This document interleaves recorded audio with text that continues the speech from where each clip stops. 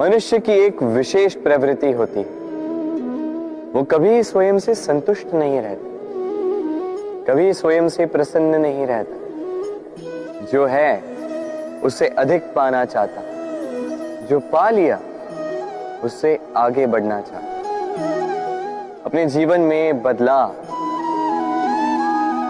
परिवर्तन लाना चाहता। और ये प्रवृत्ति संसार में सबसे महान है, क्योंकि इसी प्रवृत्ति के चलते संसार में विकास होता है। किंतु इस बदलाव के लिए मनुष्य उसकी खोज में रहता है जो उसके जीवन में बदलाव ला सके, उसे मार्ग दिखा सके, उसके जीवन में परिवर्तन ला सके। और इसके लिए मनुष्य संसार भर में उसे खोजता है जो उसके पास है।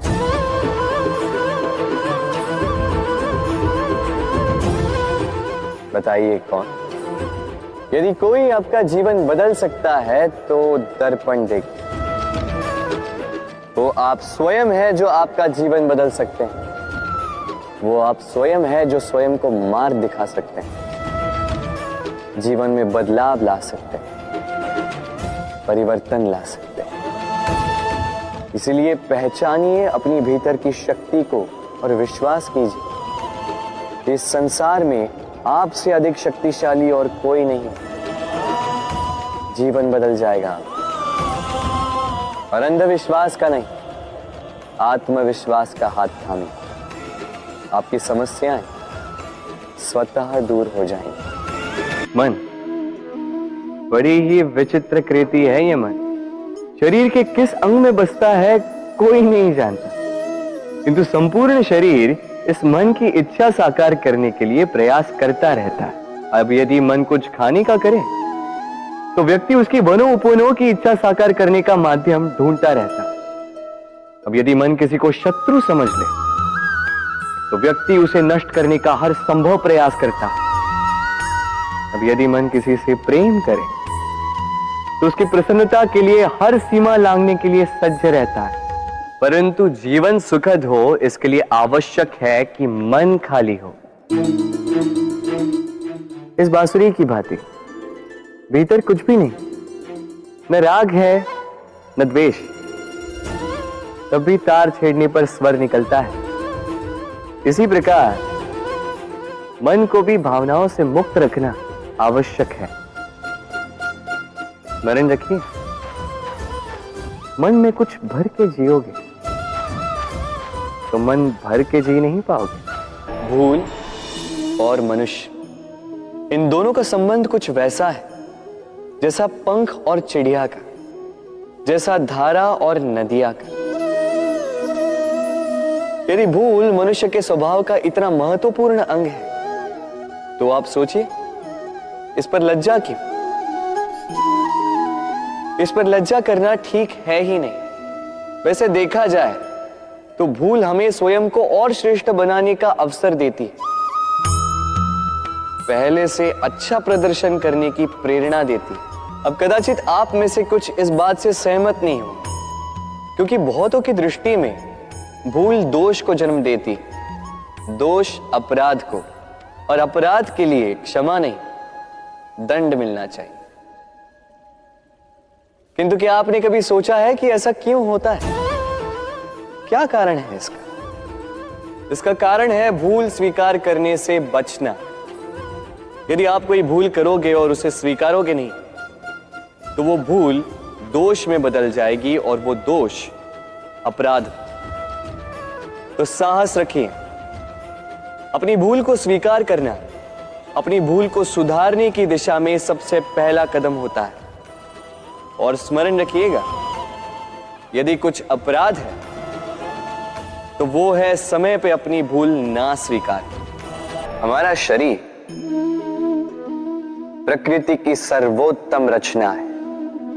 जो अंग, जो तत्व हमें मिले, उन सब का अपना अपना एक संदेश है। दो आंखें दी हैं देखने के लिए, दो कान दिए हैं सुनने के लिए, नथुने भी दो, दो हाथ दिए हैं दोहरा परिश्रम करने के लिए, किंतु जीव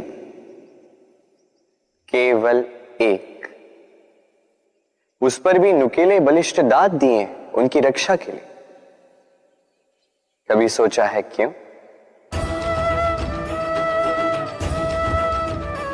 क्योंकि शब्द और शब्दों का उपयोग मनुष्य का सबसे बड़ा शस्त्र है, जिसका उपयोग जितना सोच समझकर किया जाए, मनुष्य जीवन में उतना ही ऊपर उठता है। तो समझे ना? देखो, सुनो, समझो अधिक, बोलो कम।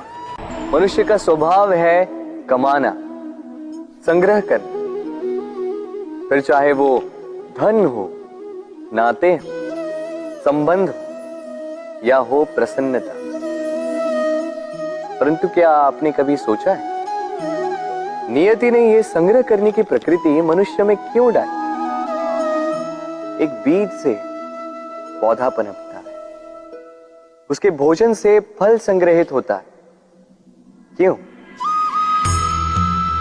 इसलिए ताकि वृक्ष उसे स्वयं खा सके? नहीं, बल्कि इसलिए ताकि वो भूखे जीवों में बांट सके। अब आप पूछेंगे कि इसमें वृक्ष का क्या लाभ?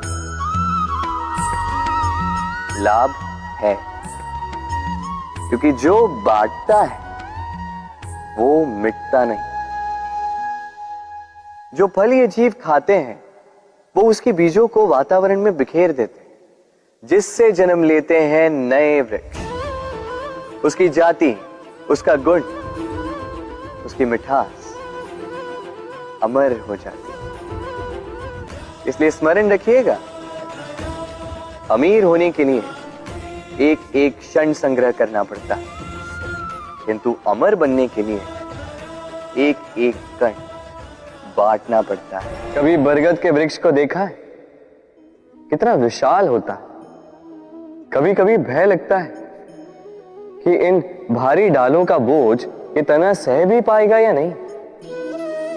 भय लगता है कि कहीं ये वृक्ष टूट कर न गिर जाए, किंतु नहीं।